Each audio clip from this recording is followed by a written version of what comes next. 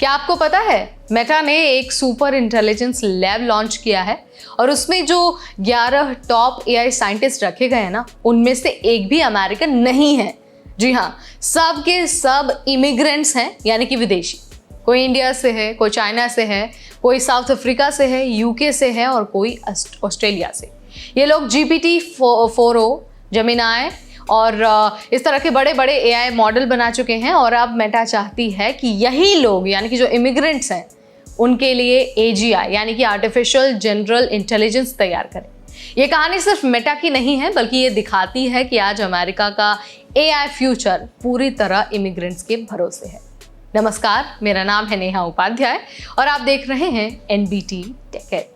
ये जो 11 साइंटिस्ट है ना, उनमें एक चीज सबसे कॉमन ये है कि ये सभी लोग टॉप US यूनिवर्सिटीज में पढ़े और फिर दुनिया के सबसे बड़े टेक लैब्स में काम किया। अब मेटा ने इन सबको एक जगह जोड़ दिया है अपने सुपर इंटेलिजेंस मिशन के लिए। भाई, यहाँ पर बात बिल्कुल साफ है कि AI जैसी कॉम्प्लेक्स चीज को बनाने के लिए टॉप दिमाग चाहिए और वो दिमाग आज अमेरिका के पास नहीं बल्कि पूरी दुनिया से आता है।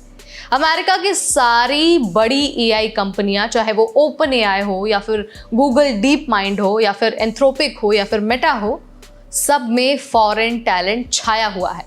और सबसे बड़ी बात है कि ये लोग न सिर्फ कंट्रीब्यूटर्स हैं बल्कि ये लोग लीडर्स हैं। GPT-4o, ChatGPT और जेमिनाई, जितने भी बड़े बड़े नाम आप सुनते हैं ना, उनके पीछे इमिग्रेंट्स का ही हाथ है। ये ऐसा है जैसे क्रिकेट में IPL हो, लेकिन सारे बैट्समैन, बॉलर और कोच विदेश से हो। टीम इंडिया तो सिर्फ मैदान देख रही हो। अब इंडिया का एंगल यहाँ पर समझ लीजिए। जो तृपित बंसल हैं या फिर जो दूसरे साइंटिस्ट हैं, कई सारे रिसर्चर्स ऐसे हैं जो इंडिया या फिर सिमिलर बैकग्राउंड से हैं। IITs, IIITs और दूसरे टॉप कॉलेजेस से निकलकर ये लोग अमेरिका में पढ़े और फिर वर्ल्ड क्लास लैब्स में गए। इसका मतलब ये नहीं है कि इंडिया में टैलेंट नहीं है, बल्कि इंडिया का टैलेंट ही अमेरिका की AI क्रांति चला रहा है। लेकिन सवाल ये है कि क्या इंडिया में ऐसे जो रिसर्चर्स हैं उनको रोका जा रहा है? क्या उनके पास यहाँ पर वैसा इकोसिस्टम है? क्या हम उन्हें एक्सपोजर, पैसा और फ्रीडम दे पाते हैं? अब देखिए, आज अगर मेटा जैसी कंपनी 11 रिसर्चर्स हायर करती है और उसमें से कोई भी अमेरिकन नहीं है, तो सोचिए कि जो हमारा यानी कि भारत का एजुकेशन सिस्टम है, क्या वो बदल सकता है? एक रिपोर्ट में लिखा गया है कि अमेरिका को इमिग्रेंट्स ने बनाया है। इसके अलावा वहां पर एल्बर्ट आइंस्टीन से लेकर इलॉन मस्क तक हर कोई, यानी कि जो वर्ल्ड लीडर्स हैं, वो इमिग्रेंट ही हैं।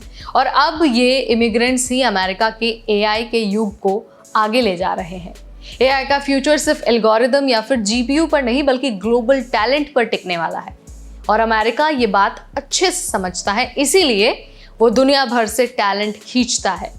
लेकिन भारत को भी यहाँ पर समझना होगा कि अगर हम अपने टैलेंट को रोक नहीं पाते हैं तो वो इंडिया के लिए नहीं बल्कि मेटा, ओपन AI और गूगल जैसी कंपनियों के लिए काम करने वाले हैं। तो यहाँ पर हमारे लिए बहुत ज़रूरी है कि हम उनके टैलेंट को पहचानें और उन्हें मौका दें और उन्हें अपनी सर्विसेज के लिए प्रोत्साहित भी करें और उनका जो ब्रेन है उसको हम इस्तेमाल करें। तो आप मुझे कमेंट के जरिए बताइए, क्या इंडिया को अपने AI टैलेंट को यहीं पर यानी कि भारत में रोकने के लिए कुछ खास करना चाहिए?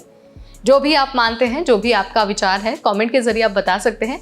इसके अलावा आप मुझे ये भी बताइए कि क्या अमेरिका फॉरेन टैलेंट खास तौर पर भारतीयों के बिना अधूरा है? अगर आप इसका भी रिस्पॉन्स देना चाहते हैं तो कमेंट बॉक्स खुला है, आप वहाँ पर आकर अपना रिस्पॉन्स दे सकते हैं। इस वीडियो में फिलहाल इतना ही। तब तक मुझे यानी नेहा को दीजिए इजाज़त। Keep watching NBT Tech Ed.